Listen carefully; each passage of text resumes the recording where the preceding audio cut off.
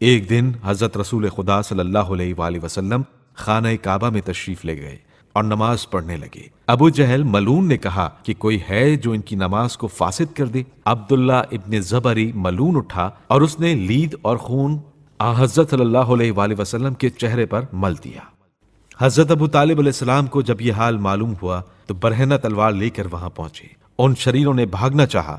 ابو طالب نے کہا، خدا کی قسم اگر تم میں سے ایک بھی یہاں سے ہلا تو اس تلوار سے اس کا سر اڑا دوں گا۔ پھر حضرت رسول خدا صلی اللہ علیہ وآلہ وسلم سے پوچھا، اے فرزند، تمہارے ساتھ یہ گستاخی کس نے کی؟ فرمایا، عبداللہ ابن زبعری نے۔ آپ نے غضبناک ہو کر لید اور خون ان سب کے چہروں، داڑھیوں اور کپڑوں پر خوب ملا اور بہت ڈانٹا ڈپٹا۔ یہ خیال بالکل غلط ہے کہ حضرت ابو طالب کی موت کفر کی حالت میں ہوئی۔ فریقین کی کتابوں میں بکثرت اس بات کے ثبوت موجود ہیں کہ وہ مسلمان تھے۔ ایسا شخص کیوں کر کافر کہا جا سکتا ہے جو یہ کہے، أَلَمْ تَعْلَمُوا أَنَّا وَجَدْنَا مُحَمَّدًا نَبِيًّا كَمُوسَى خُطَّ فِي أَوَّلِ الْكُتُبِ؟ کیا تم نہیں جانتے کہ ہم نے محمد کو ویسا ہی نبی پایا جیسے موسیٰ تھے، اور یہ بات سب سے پہلے نوشتے میں لکھی ہوئی ہے؟ اس شخص کو کافر کیسے کہا جا سکتا ہے جس نے حضرت رسول خدا صلی اللہ علیہ وآلہ وسلم کی تعریف میں یہ اشعار کہے ہوں؟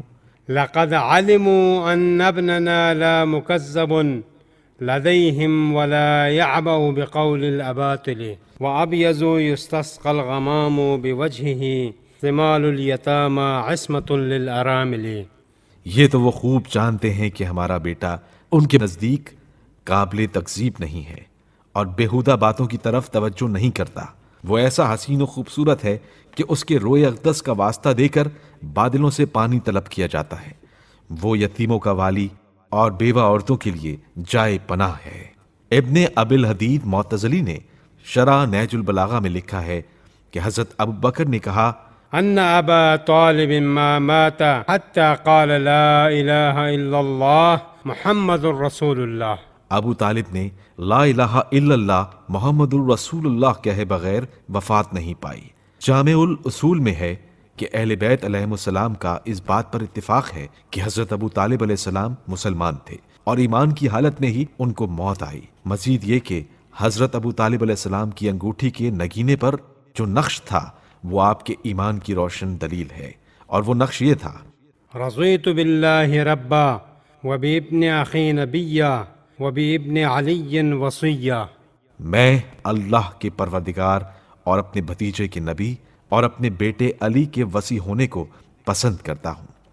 شیب ابی طالب میں ناکہ بندی کے دوران شدید دباؤ اور مشکلات سہنے کی وجہ سے حضرت ابو طالب علیہ السلام کمزور ہو گئے تھے۔ چنانچہ ناکہ بندی کے خاتمے کے 6 مہینے بعد بعثت نبوی کے 10ویں برس حضرت ابو طالب علیہ السلام وفات پا گئے، جس کی وجہ سے حضرت صلی اللہ علیہ وآلہ وسلم کو شدید ترین صدمہ ہوا اور بےتاب ہو کر اپنے چچا اور غمخوار کے سرہانے تشریف فرما ہوئے اور ان کے چہرے پر اپنے مقدس ہاتھ پھیر پھیر کر فرمایا، چچا جان، آپ نے بچپن میں میری تربیت کی، میری یتیمی کے دور میں میری سرپرستی کی، اور جب میں بڑا ہوا تو آپ نے میری حمایت اور نصرت کی۔ اللہ تعالیٰ آپ کو جزائے خیر عطا فرمائے۔ جب حضرت ابو طالب علیہ السلام کا جنازہ اٹھا تو رسول اللہ صلی اللہ علیہ وآلہ وسلم جنازے کے آگے آگے قبرستان کی طرف روانہ ہوئے اور راستے میں بھی محسن اسلام کے لیے دعائے خیر فرماتے رہے۔ آپ کی قبر مبارک جنت المعلی مکہ مکرمہ میں واقع ہے۔